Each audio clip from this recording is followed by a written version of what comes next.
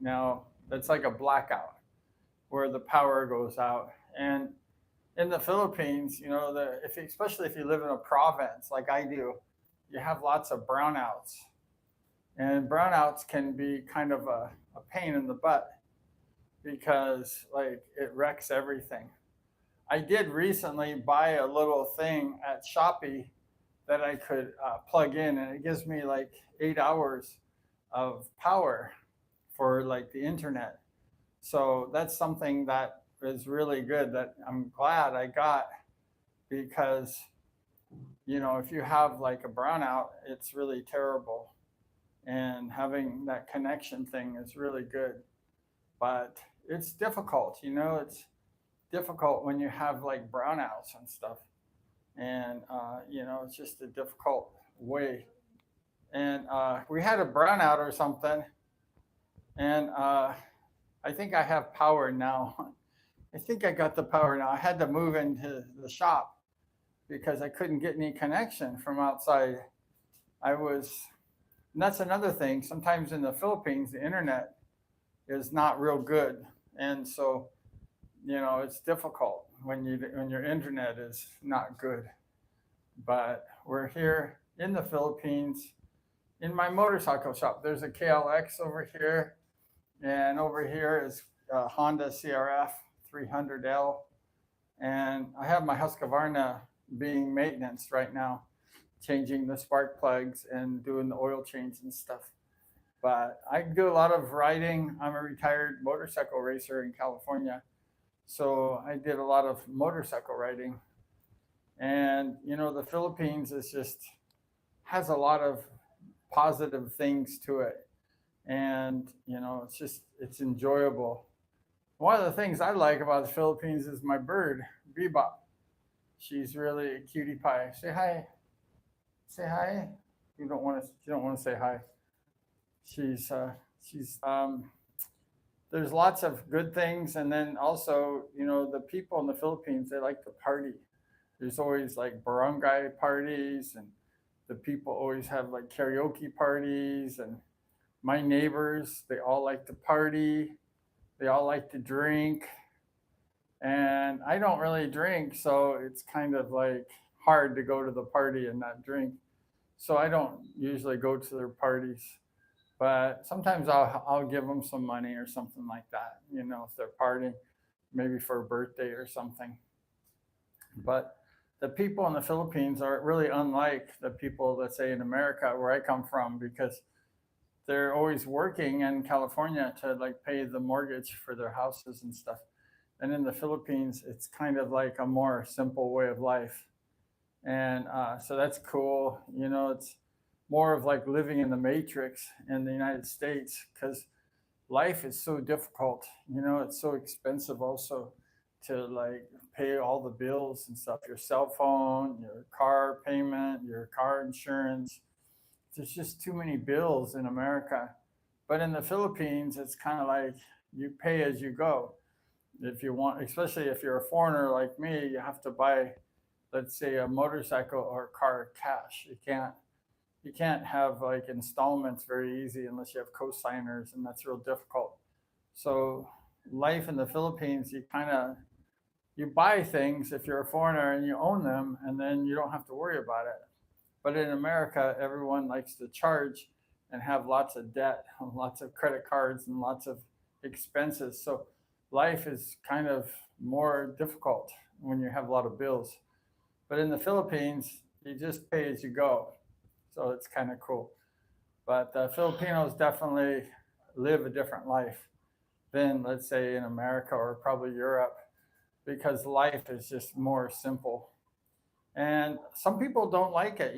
Some people like the lifestyle, the fast-paced lifestyle, and they get kind of frustrated because the Philippines is a little bit slower. You have to have a little more patience in the Philippines. And, if there's things happening that you don't like, you just have to, chill. And, sometimes they have lots of funerals on, especially Saturdays, driving around the roads in the provinces and stuff. And the funerals sometimes have hundreds of people, and it's slow. And let's say you're on a motorcycle or a car or whatever, you have to kind of wait for that funeral procession to go by. So it can be difficult if you're like not, used to it and stuff. The name of the bird, Della. The name of the bird is bebop. That's a I think it's just a sulfur crested cockatoo. She's 16 years old. Come here and say hi. She doesn't want to say hi. I don't know what's wrong with her. Say hi. She doesn't have a yellow tail. She just has a yellow crest. And she's a very sweet bird. I've had her since she came out of the egg, since she was born. She's 16.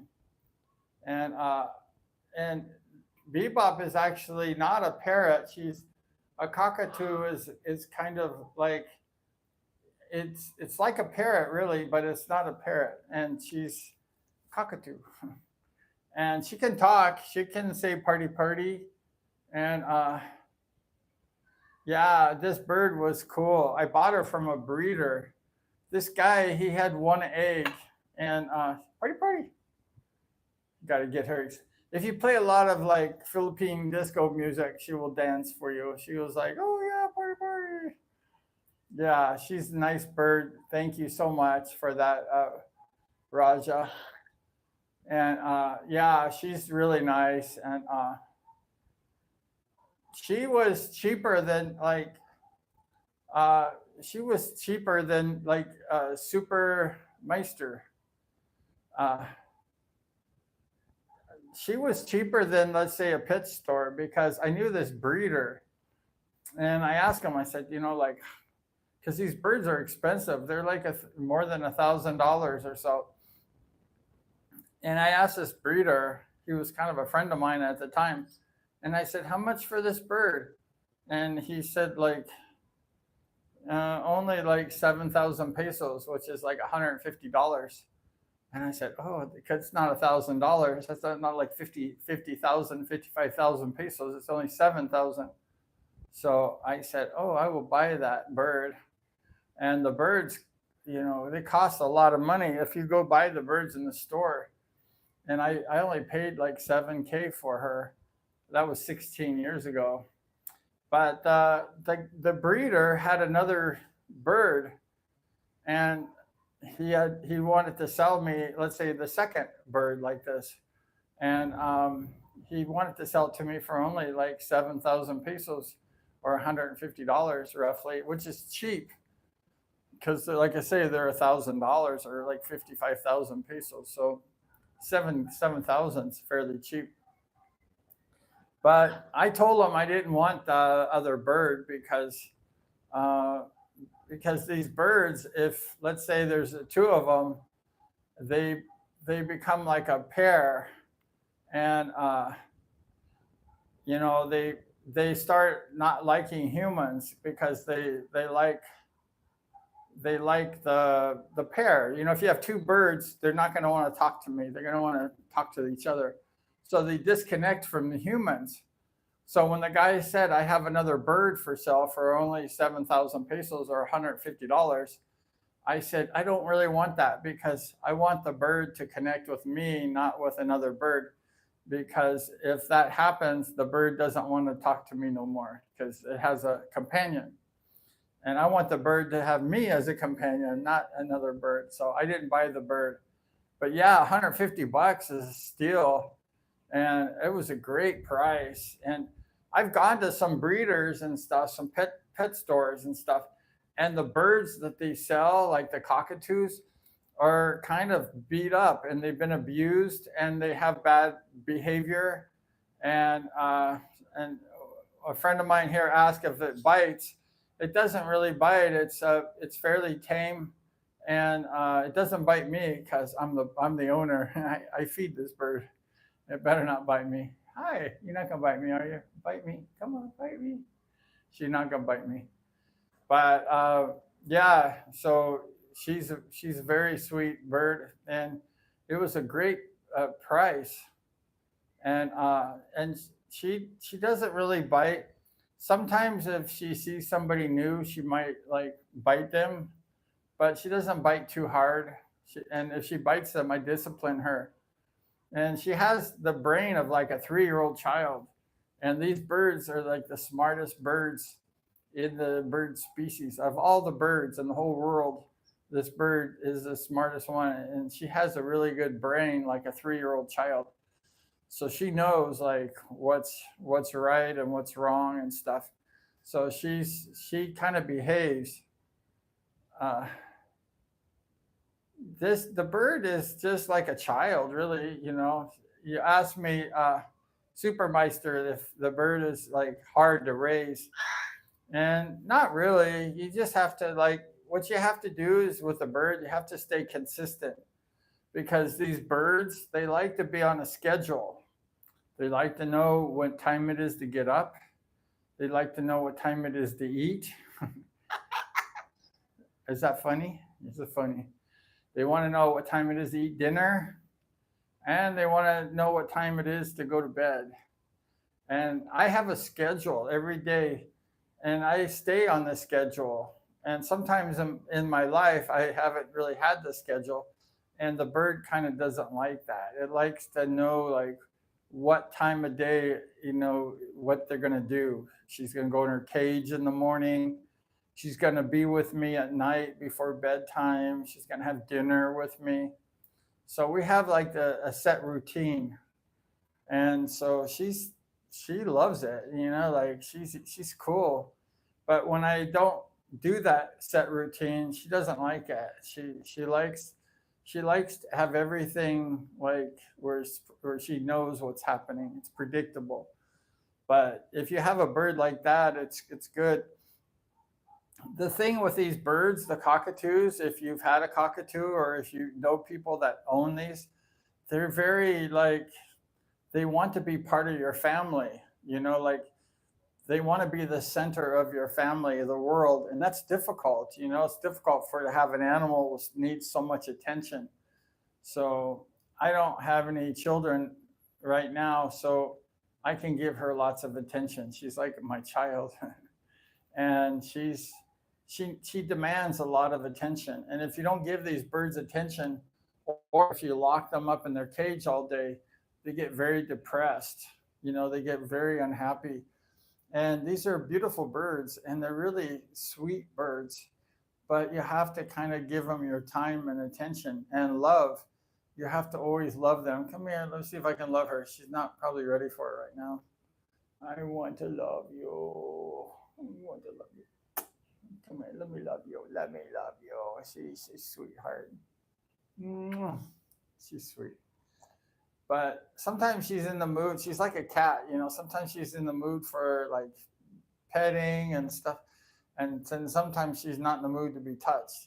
And so right now she's probably not in the mood. But at nighttime before bed, I have to go through a whole thing of like petting her and making sure she's feeling comfortable and stuff before she goes to bed. But they just like a routine. If they're in a routine, they love it. And I knew this one guy, he owned this hotel and he had a bunch of birds like this. And the birds are very beautiful, just like this one. And I got to play with one of them and they were so nice. And I told the guy, why don't you play with your cockatoos? Because they're such nice birds, and stuff. And he told me that, they'll fly away. And I said, just trim the wings. See, my bird here, I trim the wings. Come here, let's see, she's probably not gonna be happy. I trim her wings, see the wings? The wings are cut. And so I go ahead, she can't fly very far. And I told the guy, just trim the wings. It's like cutting your hair. It doesn't hurt. And then the bird's not going to fly away. And the guy refused to like trim the wings. He says, it's very bad. It hurts the bird. And I go, no, it doesn't. I trim my bird's wings all the time and it won't fly. It won't fly away. And then the guy never played with the bird. And I go, play with your bird because the bird needs attention. And he just kept the bird locked up in a cage all day long, all night long. And these birds don't want that. They want to be like with people. They want to be on their shoulder. They want to feel like they're part of the group. They don't want to be locked in a cage like, oh, look at that pretty bird. No, they want to be a part of your life. So I told this guy, why did you get a cockatoo if you're not even playing with the bird and you're not including it? Because he had a lot of animals, so he couldn't.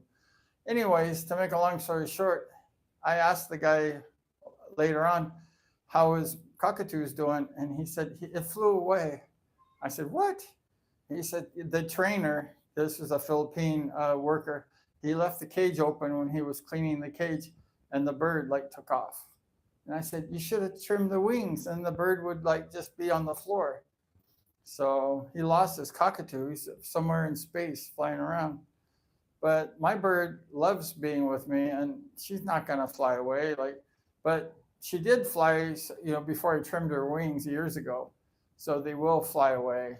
And I had to have somebody climb this big tree to get her. That was many years ago. But I make sure I trim the wings, and then that way the bird, she have, she has like she can't fly, and the bird really isn't used to flying that much because these birds, if you keep them in captivity, they just stay like not flying. So they get very tired because they're not exercised to fly. So if they fly far, they're very, very tired because they're not used to really flying. They don't have a lot of muscles in their wings for flying because they don't exercise those muscles very much. But it's a great bird, and she's sweet. She knows how to sing a little bit and dance, and she knows how to say party party, and her name is Bebop. Come here, Bebop. Let's dance. Come on, you want to dance? Dance. La la la, pretty girl. Here I am. La la. La la. Little Bebop. She's so cute. I love pretty girl. Yes, I do. Yes, I do. La la la la, pretty girl. La la la la, pretty girl. I love you. I love you. I love pretty girl. Her name's Pretty Girl. I love pretty girl. Yes, I do. I love you. La la la la, bebop. La la la la, bebop. Yes, I do. I love you. I love bebop. I love bebop. Yes, I do. Yes, I do. La la la la, pretty girl. La la la la, pretty girl. I love you. I love you. She loves to sing, and she's so happy. She's gonna tie. Okay, you done? She, but it's also nice about these birds. If they go to the bathroom, it's not like a cat or a dog because they just have a small little dropping, and it doesn't have any smell, and it's just easy to clean. So it wipes up with a little tissue paper, and it's really like not messy. So, and she doesn't eat a lot of food. She just eats like oatmeal, and if I have food, she'll sometimes want to eat with me some of the foods. So if you have a bird, you're gonna name him Megatron. Oh, that's a cool name, Megatron. I was in Singapore at the Universal Studios last year or so, and I met Megatron. Megatron was at the Universal Studios Singapore, and he's a big robot. And if you go to my YouTube channel, you can type my name and maybe Megatron, and then you can see me fighting. I was fighting with Megatron, and because my nickname in motorcycle is the Bumblebee, and Megatron does not like the Bumblebee, and the Megatron's kind of a mean guy. He's a tough guy, and so I was like, I wore my Bumblebee shirt to the Universal Studios, and my Bumblebee glasses, and my Bumblebee hat. I don't know if I have it here. I don't see it. Maybe let's see if I can find my Bumblebee hat. I might have it here. I don't know. No, I'm looking. I don't have it here. I don't know where my Bumblebee hat is. I think it's over here in my shop. Let's see if I can find it. But I was wearing my Bumblebee hat. Oh, here it is. I was wearing my Bumblebee hat, and I was hanging out, like fighting with Megatron. Here's my Bumblebee hat. This is a motorcycle team in England called the Bees, the Bumblebees. And I wore my bumblebee hat like this, and with my bumblebee glasses. And I'm like fighting with the Megatron. And I'm like, you know, I'm the bumblebee and I will beat you, Megatron. So I was having fun. These are my dirt bikes. One of my dirt bikes is the one I ride a lot. It's the KLX over here. It's the KLX Kawasaki 140. I ride that one a lot in the dirt. That's only a dirt bike. And then the other one over here is a Honda CRF 300L. We mostly have the 150s. The CRF 150s is real common, but there's not so many 300Ls. I got it a couple years ago, and I was the only one, like one of the only ones in the Philippines to own the 300. And it was really cool. I was using the 300 for my dirt bike, and then I bought a Husqvarna. I have it in the shop right now. It's parked right in the middle, but it's at my friend's house. We're changing the spark plug and doing a tune-up on the bike. And yeah, I'm a professional dirt bike racer. I won 3 championships in 2008. There I am racing motorcycles right there. They call me the Bumblebee. See my Bumblebee colors? And then here's another poster of me, a big poster. It says the Bumblebee, my racing number 77. And I won many championships racing motorcycles. And here I am, handsome guy. Here I am with my Bumblebee uniform on, with 1 million views on my YouTube channel. And now I have almost 4 million views. And I have almost 10,000 subscribers. So subscribe. Yeah, and this is my Kawasaki over here, my Kawasaki 140, my workshop. And I do all my work on my motorcycles here, and I have some of my clothes here. There's my Honda CRF 300. And I park my motorcycles, and I have a beach cruiser, a beach bike with my towels on it over there. And this is my fun place, my workshop. Used to be a bedroom, and then about a year ago it burned down because of electrical fire. And then I made a motorcycle shop out of it. It used to be a guest bedroom, but nobody ever come see me. Like nobody used it. And then I had a fire and it burned down really bad. I had electrical fire from a fan, and it hit like a spare beds, and the beds caught on fire, and I had oil and stuff for my car, my truck. And then the oil blew up, and then the whole place turned black, and it was horrible. It was about a year ago, September, so about 13 months ago. And I just remodeled this, took all the burnt out of here, and I tore out this wall. There used to be a wall here, the open area, and I just made it open. And then this was my motorcycle shop. So I really like it. It's really kind of one of my cool places in my house. And I work on my motorcycles, and I have fans because it's hot in the Philippines.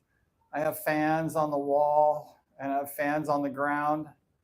And yeah, I have my motorcycle helmets here.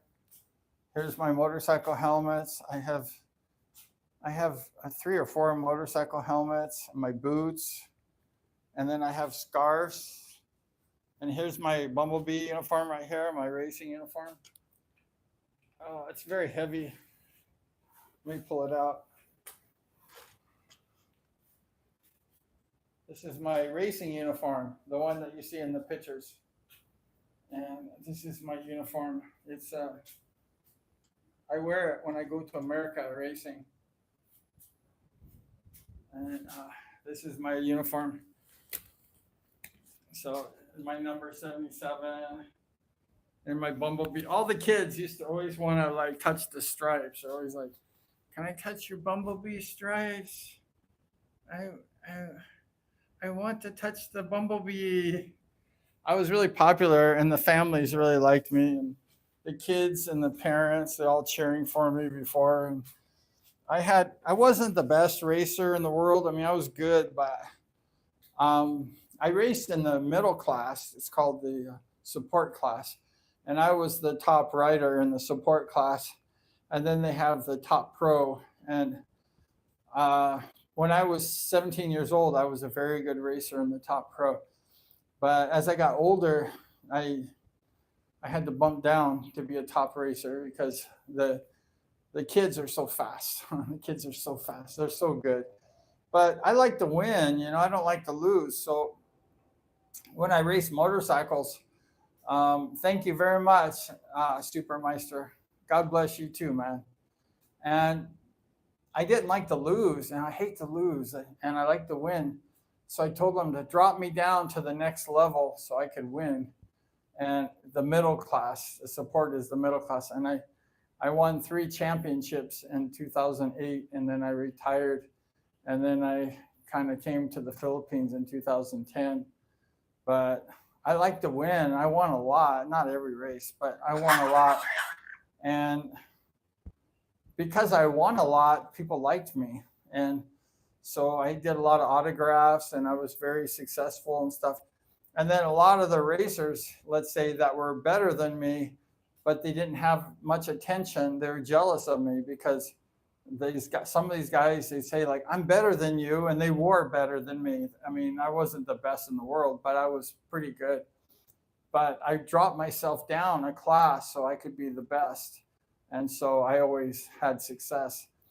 And then the guys who stayed up that were at the bottom, they were kind of forgotten. Nobody even knew who they were. And so they were mad at me because I got so much attention, being the bumblebee and winning. So it was really fun and stuff. And, if I go back now, I still have people that remember me, and I have a lot of fans still in America, but I like living in the Philippines a lot. It's such a cool life. And I go motorcycle riding in the mountains and stuff. And good afternoon, Rebecca. And yeah, I mean, it's fun just to go motorcycle riding and just have a good life. And I like the motorcycle ride and I just feel free. I'm at the beach, I ride in the sand, or I go in the mountains or in the jungle, and I just can be free, like just feel like a one with nature. It just feels so good. There's no problems. You just forget everything, and you're just at one with the nature. And it's like the most beautiful feeling, like, in the world. And so that's why I still ride motorcycles. And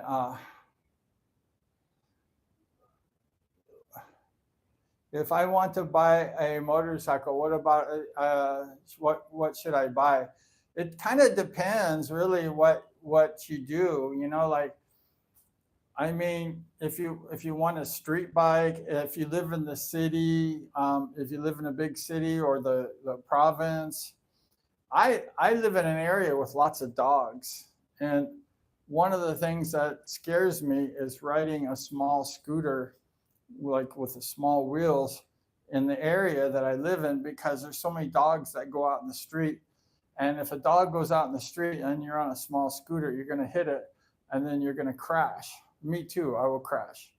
So I like, if there's a province, which I live in a province, and there's lots of dogs, I like having a bike that if I hit a dog, I'm not going to crash, because if I have to choose who's going to get hurt, me or the dog, unfortunately, I'm going to have to say the dog, because there's only one of me and I have to protect myself. And you too, you have to protect yourself. So that's why I don't really like driving the smaller scooters. I have a couple.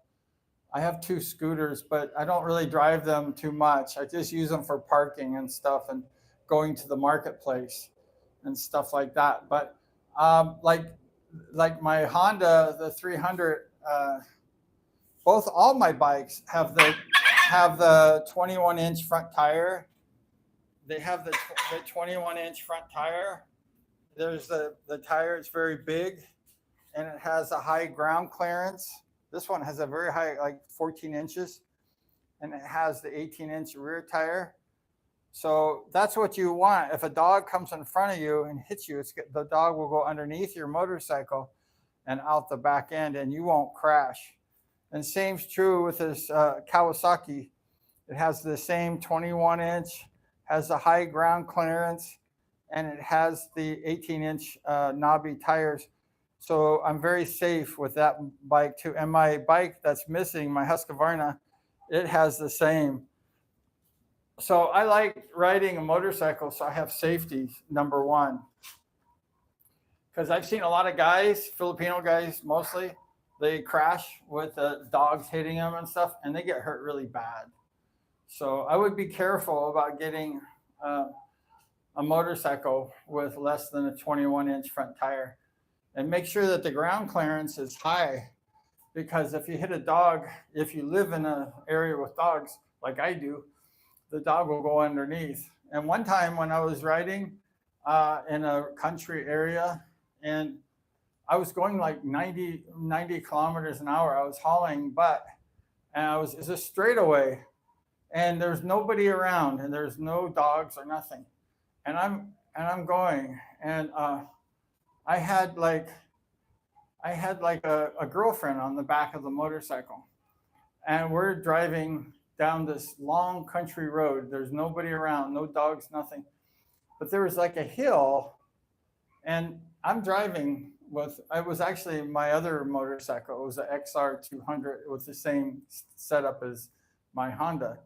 And all of a sudden, out of nowhere, these dogs ran up the hill and ran into the middle of the street. They were playing, like fighting, like play fighting. And it ran right in front of my wheel. I'm going like 90, and I didn't see it. It only had like 1 second. So I'm like, oh my gosh. And I just held on to the handlebar really strong. And then I hit the dog. But because I had the 21-inch tire and the high ground clearance on the XR 200, the dog went underneath the bike, and I didn't crash. But the dog he got hit going like 90. And that dog was a middle-sized dog. It was kind of a bigger dog. And the girl, she looked behind her, because we didn't crash at all. We just kept going full speed. Like it didn't even bother us really. And she's screaming, there's blood, the dog's hurt, And I go, don't look, just go look forward. Because, if I would have hit that dog with a small front tire going 90, I would have crashed. Can you imagine crashing in the middle of the street with a girl in the back going 90? God, you would be dead, So I'd rather have, no offense, but I'd rather have the dog dead than me, because my life to me is more valuable than some street dog or something. And I don't like to hit dogs. I mean, I'm not like I want to kill dogs, because I hate to kill dogs. But if it chooses like me or a dog, it's got to be the dog, So having that 21-inch front tire is very important. And I have a couple of small scooters, but I don't go fast on them, and I just take them like slow. So, and I've hit dogs going slow, and the dogs were stuck underneath my tire, like my bike, but I wasn't going fast. I was just going like slow, like 5-7 kilometers an hour or whatever. And so I just stopped, and then like, get out of the bike. But if I was going 90 and hit the dog, that would have been terrible. So, I don't know. It just depends what kind of riding you like to do. I like to go dirt riding a lot. So, I mean, I like the KLX 140 for the Philippines, because it's a smaller frame and it's light. And, it's a light bike. And so it has that 21 18-inch thing, and then the tires, and also it has a high ground clearance. So if I hit a dog or something or anything, it's safe. Or I've hit snakes and stuff in the mountains, but the snakes can't bite me because it's so hot. It's very high. But yeah, I've had some scary experiences riding motorcycles. I think I put on like 150,000 kilometers in the Philippines alone, and I've had many close calls for crashes. But I never crashed, heavy in the Philippines, and I hope I never do. But I ride street. I turned this CRF 300 into a street bike, really, but I'd like to get a touring bike, a big touring bike, like a 1000 cc bike, a big, like a Honda Goldwing or something. But this CRF right here is nice for just, it's like a dirt bike, but it has, I ride it in the street. It's street legal. It has a license plate and stuff. And it's a big bike and it's nice. But for most Filipinos, I would say like maybe getting the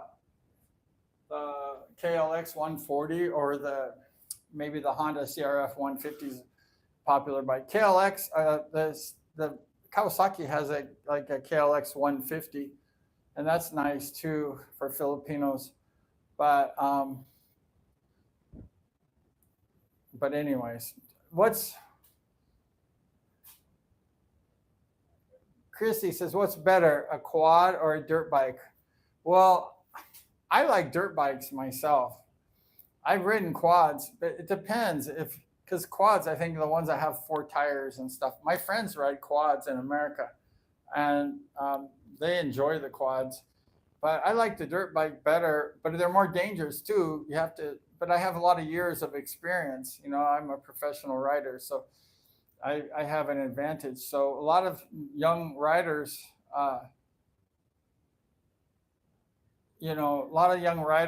they can get in accidents on the dirt bikes. So it's very dangerous. And the quads are easier to ride. So if you're not a good motorcycle rider or you're new, the quad may be safer for you. But I don't like quads myself because I can go so many fun places on motorcycles. I do a lot of mountain adventures. I ride in the jungle all the time and small trails, and the quad can't go there. It just stays in like flat areas and stuff. And most of my riding is in like areas that quad can't go. But it's so much fun on a motorcycle, but it is dangerous. It just takes practice, you have to be careful when you get on a motorcycle, especially the street. The street is so dangerous. We've had a few young boys die, in the barangay I'm in just in this past year. One on New Year's Eve, I think he was drinking and driving a motorcycle. He's only like 16, and he worked for me doing construction work and labor work, and he died just this past New Year's. So anyways, what we got? We got some questions. Quads are more likely to give someone false confidence. That's true, and get them into trouble. I've met more teenagers. They must have been injured on 4 wheels rather than dirt bikes. I agree. Quads are dangerous. A lot of people have died on quads too. And they used to have 3-wheel quads when they first came out. Now they have 4-wheel, but those are dangerous to me. And I'd rather fall on a motorcycle. I've fallen hundreds of times, it feels like, on a motorcycle, racing and stuff. And I just know how to fall. And luckily, I haven't been hurt too bad. I've had a few injuries racing and stuff, but I mean, the quads can give you too much false confidence, and it's dangerous. Let's see, what would you say is the worst thing about the Philippines? Future farmers of Aklan, thank you. Well, the worst thing about the Philippines for me is like the brownouts. I don't like the brownouts. And I live in the province also, and I really don't like the brownouts because but then again, I go motorcycle riding during the brownouts, so it's not so bad. But yeah, I'm in the province, and I'm in the Mindoro area right now, but I ride all over. I go all over to a lot of different provinces and ride. I mean, I travel. I was in China last week. I'm going to Cebu soon, and I'm going to be hanging out in Cebu. So I travel everywhere, like I like to travel and stuff, but and I go to Bohol a lot, and I rent motorcycles, and I see like the areas there, what's it called, Chocolate Hills, and I drive all over there. And they have a cool little place called Boholywood in Bohol, and I'd like to drive around the whole island, But the motorcycles are cool. It's just the problem is that if you don't have experience on a motorcycle, it can be dangerous because motorcycles are very dangerous if you don't know what to do or you don't have the seat time on a motorcycle. That's the drawback is it takes time. You have to go slow. You can't just get on a motorcycle and go fast, like think that you're a professional because it doesn't work that way. Because the more you ride a motorcycle, the better you get. And so if you're new to motorcycles, you have to behave like you're new to motorcycles. I knew this one guy, and years ago in California, he lived in San Francisco, and hold on a second. I ride my XR 150 from Sycamore all the way to Bantag. Yeah, that's a fun ride. I haven't ridden that ride before, and taking the XR 150 would be fun. I have like a, I don't know, I have just a small scooter. I think it's a 125. It's just a small scooter, but I use it for parking, like parking if I go traveling and taking boats and stuff. I just use it for parking at the port. But I leave my nice bikes in the garage here. I don't leave those out when I go traveling or if I have to park them outside. But yeah, there's nothing more fun than going on a motorcycle ride. It's just you have to be really careful, like I've ridden this literally hundreds of thousands of kilometers on the street on a motorcycle. So I've been on a motorcycle a lot in my life. I ride a lot. And this one guy I was mentioning that he always dreamed of having a motorcycle. He told his parents, I want to ride a street bike. And his parents always said, no, you can't have it. They're dangerous. And then he earned enough money and he bought this big bike. It's a big bike, like 1,000 cc. And he didn't need a 1,000 cc. And he was in San Francisco area in California. And the first day he bought the bike, he didn't know how to ride it, but he thought, like I'm a good rider, but he didn't have any seat time. That's why I tell you, you have to just go slow and take it easy, and build up that experience. It takes time, not one day. It takes years. So this guy, after the first day, took this 1,000 cc, never been on a bike before. He's riding in San Francisco, and I don't know the whole story exactly, but he got hit by a car and he got paralyzed and he's in a wheelchair. I don't know if he's alive still. This was years ago. Maybe he's not even alive today. Young guy. He was a very young guy. And the first time he took his 1,000 cc bike out, he crashed and he's in a wheelchair for life. And I felt really sad for the guy. He was a nice guy. But that's the story with motorcycles. They're so dangerous, especially if you don't have experience.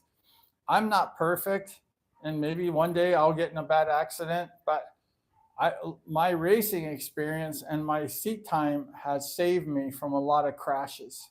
I should have had many crashes, many on the street.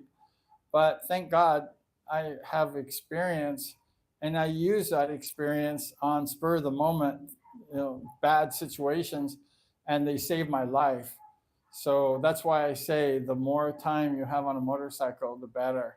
But in motorcycles, you could get hit by a car anytime and die or whatever. So I'm not saying, nobody can get killed on it but that's the fun of having a motorcycle too, is a challenge.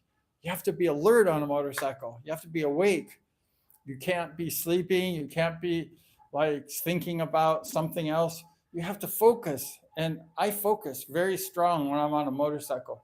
And people get mad at me all the time. They say, I saw you. I was waving at you. You didn't wave me. And I said, I'm not looking at the sidewalk. I'm looking at the street for dogs, for cars behind me. I'm looking for things coming in front of me. I'm looking for safety all the time. So when I'm on a motorcycle, it's fully focused. It's not just like chilling, having a good time. No, because it's dangerous. You have to focus. You have to really focus every second of everything. What's in front of you? What's behind you? What's on the side of you? Your eyes have to really be moving. It's a very exercise in concentration, and you should not take that lightly, or maybe you'll go down. And luckily for me, I've done that. And of course, I've almost crashed a few times where I haven't been focused. I'm not perfect, but 95% of the time I have to be focused. And that 5%, I almost got killed. So try to always be focused if you're riding a motorcycle. But motorcycles are fun. There's a really cool movie called On Any Sunday. It's an old movie and made in America.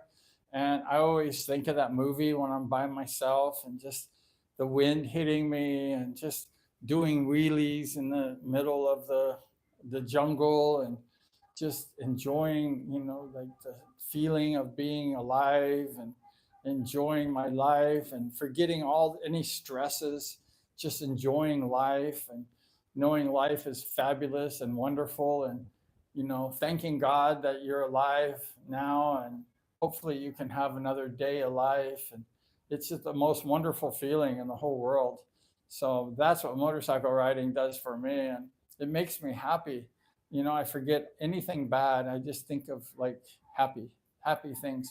And it's fun, I just enjoy myself. Sometimes I have too much fun and sometimes I will like have a crash like in the dirt or maybe I'll get too crazy like doing stuff I know I shouldn't do or whatever. But I don't get hurt. I just like playing crashing usually in the mountains. And I try not to do that because I messed up my Kawasaki doing that. I did some wheelies and stuff, and I crashed, and I had to change the side plates here. I was doing wheelies. I was doing wheelies on the Kawasaki, and then I got kind of crazy in the side plate here, the stock one. I bought this Kawasaki new, and I broke it when I was doing wheelies. I was having so much fun just riding and getting crazy and just enjoying that. I fell. I did a wheelie and I was riding this way and I actually changed the directions and went this way and it was going down the mountain. It was just a small hill and the bike fell on top of me, but the Kawasaki's light, so it didn't hurt me. But I shouldn't have been doing that. Like, what was I thinking? But I was having so much fun. I wasn't thinking, but I was just playing and I broke this and I got the green ones. I had to change it because I broke it when I was like having fun. Even the sticker, I tore the sticker off and I got the green plates here on here. I have to buy new stickers because this was on the white one. And there's my Bryan Bee YouTube. I got green ones, which looks better. The green ones look better, so that's nice. But I crash too, but I just like have fun and playing and stuff. It's not like going fast. It's just like enjoying yourself. Whoops.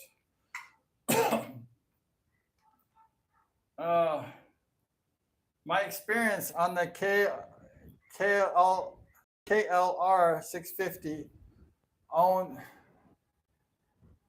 in the States has definitely kept me alive in Manila. Absolutely. Yeah, that experience is what keeps you alive. That's what keeps me alive is that experience on a motorcycle. That's what I'm trying to relate to everyone is that you can't get that experience like reading a book or watching a video or something. You have to be doing it. And my experience on all my motorcycles, which I've ridden for a long time, I've had many bikes, big bikes, bigger bikes and stuff. And that experience that I've had, it saved my life many times. But if I didn't have that experience, I may not be alive today because it's very dangerous on the streets. And Manila, guy, that place is crazy. And I rode there. One of my old friends, Rick, he let me ride his scooter. And that was perfect for Manila because I could weave in and out of the traffic with a small motorcycle. And then he had a GS 1200 BMW. He let me ride. It's a big bike, 1200. And I'm driving that 1200 and we're just cruising around, but it's not good for traffic because it's so big.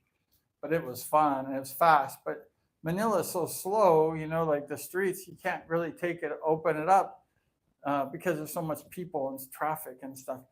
So best if you're in a city like Cebu or Manila to just get like a scooter and ride that because it's so much easier. And also you can go in and out of the traffic because, the lines are long, if there's like a red light or whatever. So everybody wants to be in the front. So when the light turns green, boom, you're gone. So the smaller bikes in the big cities is really the way to go. So if you live, let's say in Manila or Cebu or something, everyone has scooters in Cebu and Manila. There's thousands and thousands of scooters. I didn't like the scooter at first, but then I rode it and I said, this is the way to do it. Like you need to like ride a scooter in the city with the traffic. So yeah, you gotta be careful with scooters. That's exactly right. The dogs will wipe you out on the scooters. That's why I don't have a scooter when I ride in the province. I have the bikes. I have the 300L Honda and the CRF, and I have the KLX and my Husqvarna. The dogs will definitely wipe you out in the province, especially. But in the city, there's not as many dogs, right? So maybe it's better, a scooter. But if you have a scooter and you're going fast in the province, going up mountains or in the areas like this, I mean, dogs come out all the time and animals, and you will just wipe out. And that's what I was mentioning earlier is that you got to be careful on a motorcycle because they're so dangerous and the dogs will just take you out. And even me, being a professional racer, if a dog runs in front of my scooter, I'm down, even though let's say I think I'm a good rider, it doesn't matter. I'm going to crash.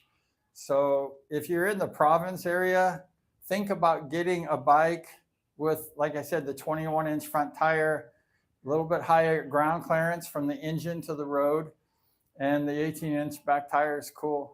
And then that way, if you hit a dog, you just go over them.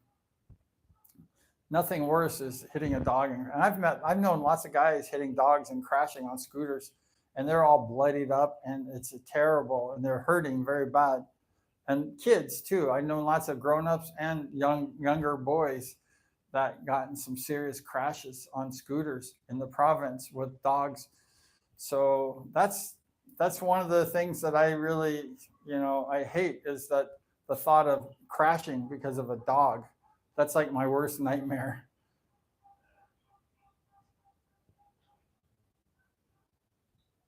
Yeah, I like to ride enduros in the cities too, Shannon. They handle potholes and speed bumps better. I agree.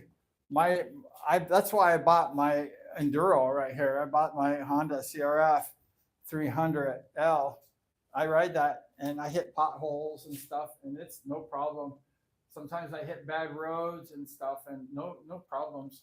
So you definitely, I like enduros with the 21-inch front tires, and I feel safe. And safety should be your number one thing when you're on a motorcycle. You should want to you should ride for safety because safety will be what keeps you alive.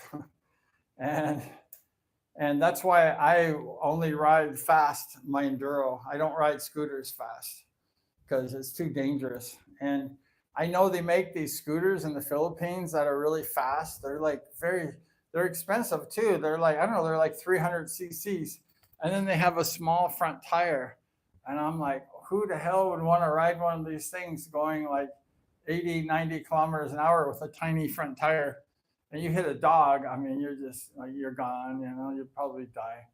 So that's why I recommend an enduro for the street, especially in the province. The Philippines has a lot of bad potholes and stuff everywhere. So the enduros, they handle like bad bumps and potholes really good. So that's why I ride enduros.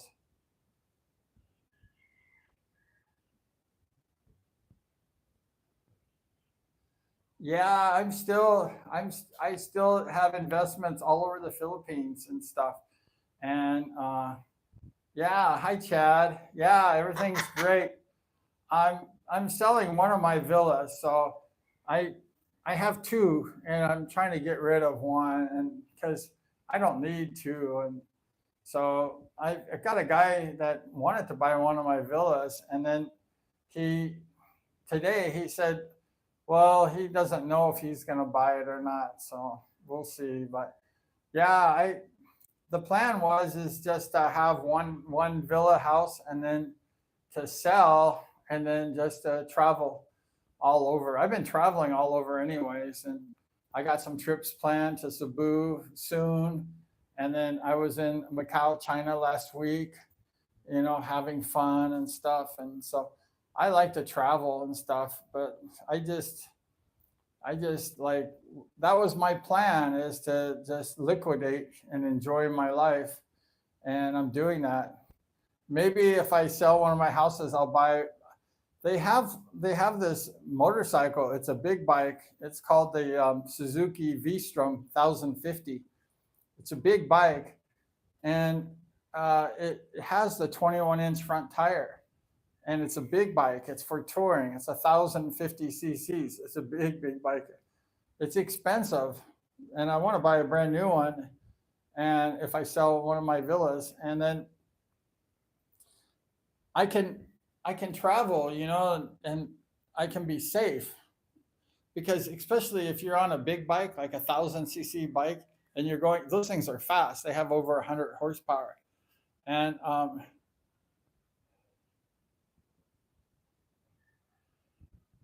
yeah, I'm doing okay. Yeah, I'm doing really great. I've been just like having a great life and just enjoying every minute of it. It's been fabulous and stuff.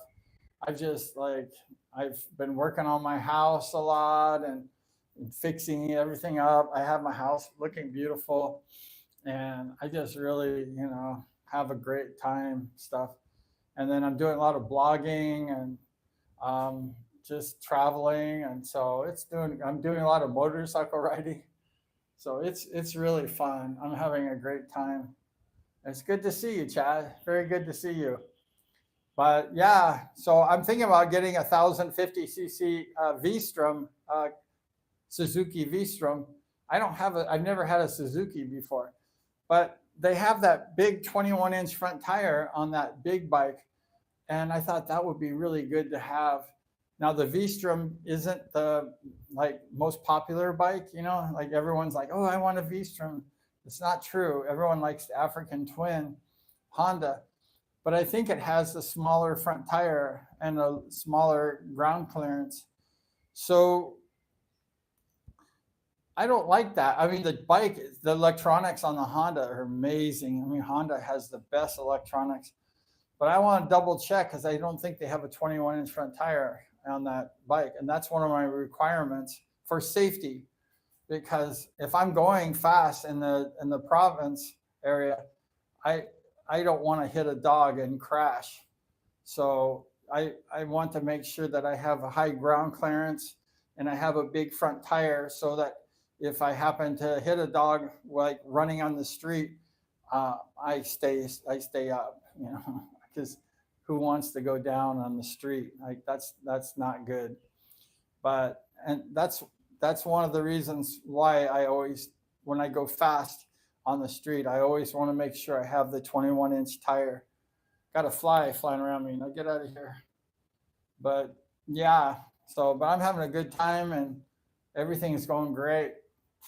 So just doing a lot of traveling, getting ready to go to Cebu. Gonna be checking. I was there a couple months ago and had so much fun and did a lot of shopping. And I bought a really cool air wheel for traveling, which is cool. It's like a suitcase that has like a motorcycle. You could sit on. It's an electric motorcycle. You could go drive it like around the malls and stuff, and the airports. It's really fun. It's really good. So I got one of those last time I was in Cebu. They don't sell those in the province, but yeah, just having a good life and stuff. And I was in Macau last week, and I stayed at one of the nice hotels in the world called Studio City. It's all American. It was so cool, and they upgraded me into like I didn't pay that much for the hotel room, but they upgraded me to a very expensive room, and it was beautiful. They have movie theaters in the hotel, and they have a water park, and they have discos, and they have food stores and stuff. So yeah, it was fun. Had a great time. Oh, Supermeister. What about the BMW 1250? That's a cool bike. I rode one in Manila, and that thing was so fun. The BMW. Um, it was nice, but the one I rode was, I think it was not tuned properly or something, but it was still fun. That thing is like riding a car. It's really nice. I wouldn't mind having one of those because they're very nice. Those are the ultimate in cruising. Those are really nice. They're like a million, million and a half. I think you get a used one around a million, so they're pretty expensive. But so is all the other bikes. They're like 900,000, 950 for the Honda Goldwing, or the Honda African Twin, and then the Suzuki V-Strom. They're around 900,000, 950.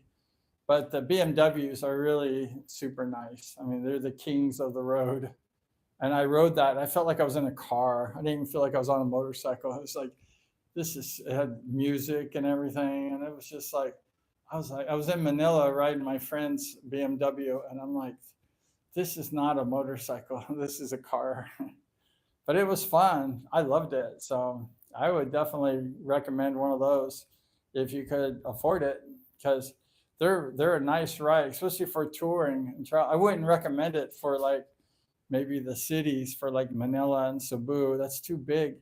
The scooter is really much better for the traffic. But if you're if you're in, let's say, the province or something, or you're driving around country roads and you want to go far, that BMW 1250 or whatever, that would be awesome.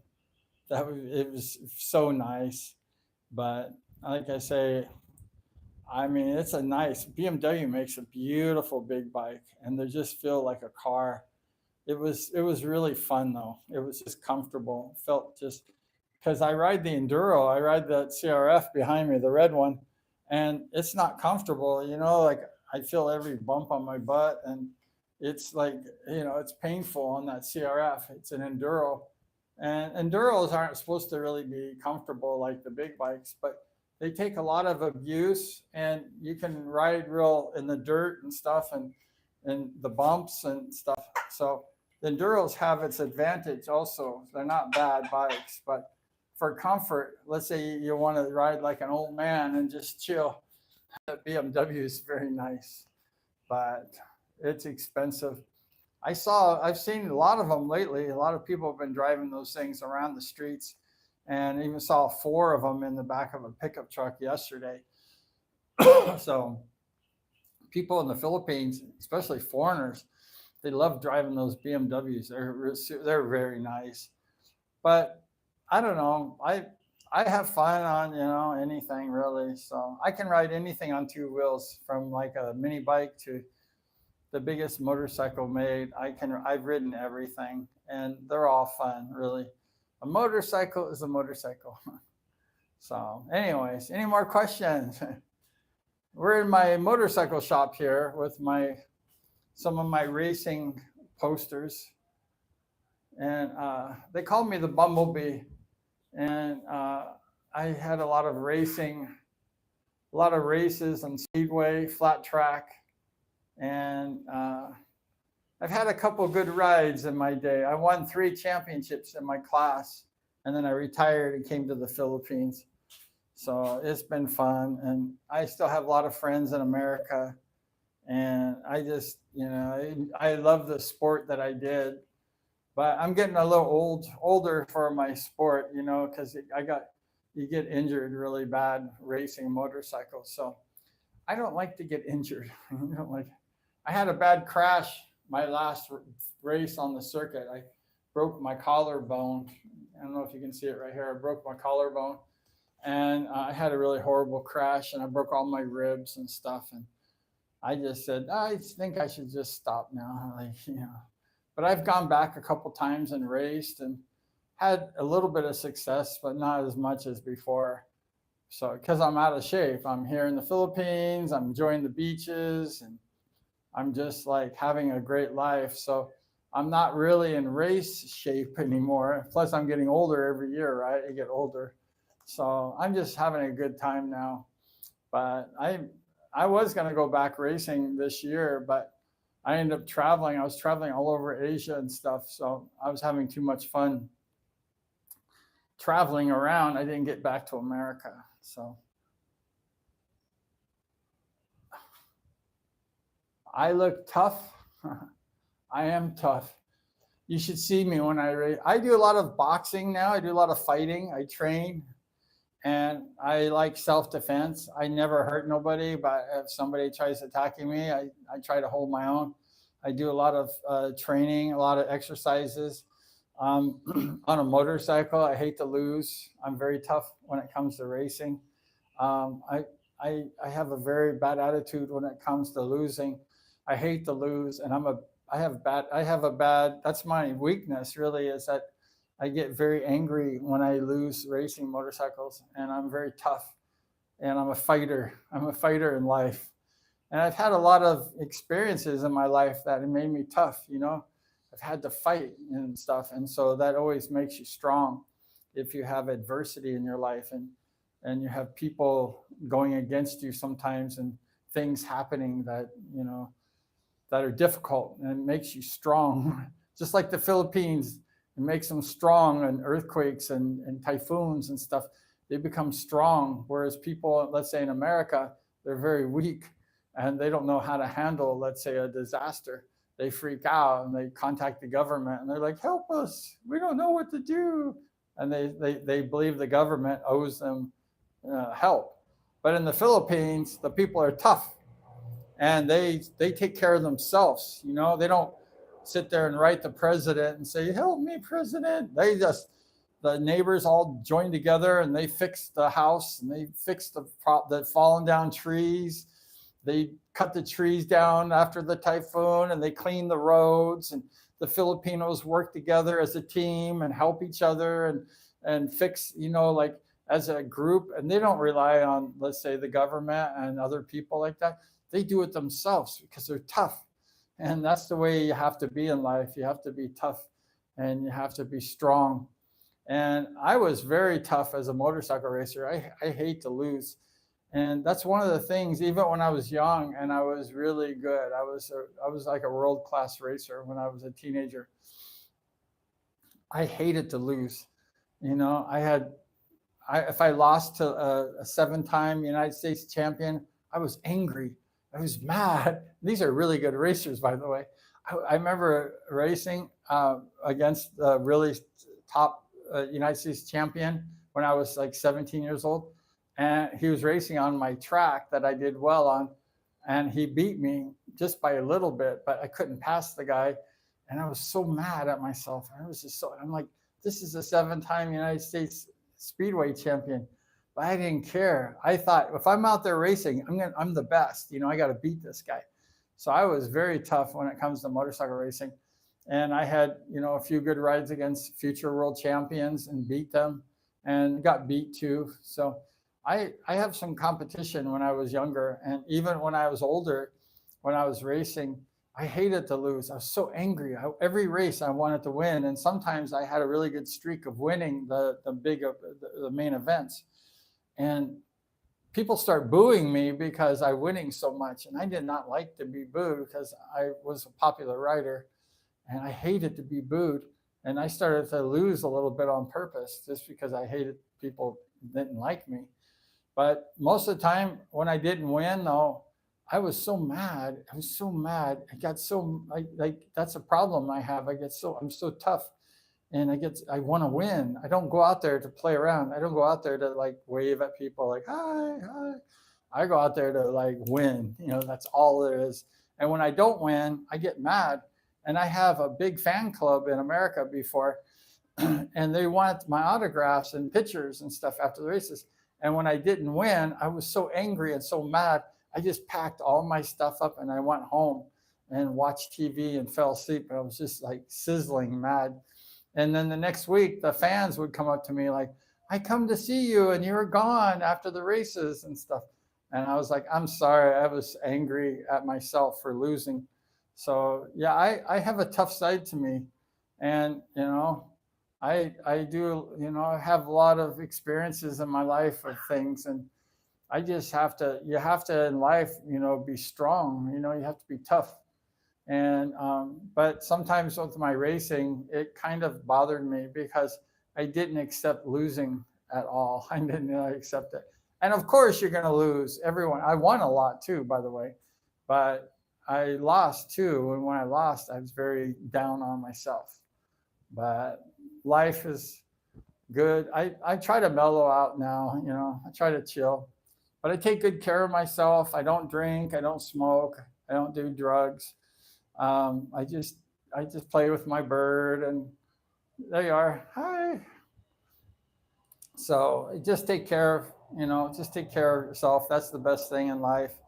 And I just try to be a good person and try to be nice and stuff. I have a tough side to me still, but I just don't like to bring that out. It's a side I don't like. So I try to be nice to everyone. Try to have neighbors like me. I'm always good to the people, the Filipinos, and I give Christmas every year to all the people in the neighborhood, and I try to be the best I can. I'm not perfect probably, but I try to be a good person and try to be nice to other people because God has blessed me a lot. So I try to share my blessings, with other people and try to be a good person. So, anyways, I hope you're doing well. And I'm glad you like my motorcycle shop. It's cool. And yeah, I'm just enjoying myself and just chilling today. Watch the football game. I get football, American football, and so just enjoy it, just chilling. Life is so good in the Philippines, and I just love the country. It's so great, and the people, the Philippine people are cool, and I enjoy almost all the Philippine people. They're so cool. But thank you so much for hanging out today with me in the motorcycle shop, having a good time, talking motorcycles. So we'll come on again and you can ask me any questions. And I look forward to chatting again with you. But I'm going to go get something to drink and chill. But thank you once again. Appreciate you. Please subscribe if you haven't subscribed to the channel. It really is cool. We're pushing 10,000 subscribers and 4 million views. So I appreciate that if you subscribe and hang out with me. We're going to do more live streams. So thank you so much. Appreciate you. And look forward to seeing you, of course. Of course. Look forward to seeing you next time. Take care. God bless.